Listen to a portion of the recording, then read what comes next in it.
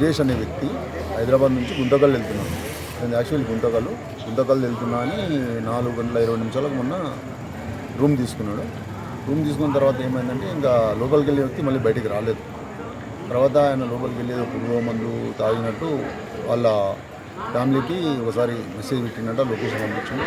వాళ్ళ family member వచ్చే వరకు మాకు తెలియదు. వాళ్ళు వచ్చిన తర్వాత వాళ్ళ ముందర మా దగ్గర ఉన్న ఒక డూప్లికేట్ కీ తీసి చూస్తే ఆయన చనిపోయి పడి ఉన్నాడు.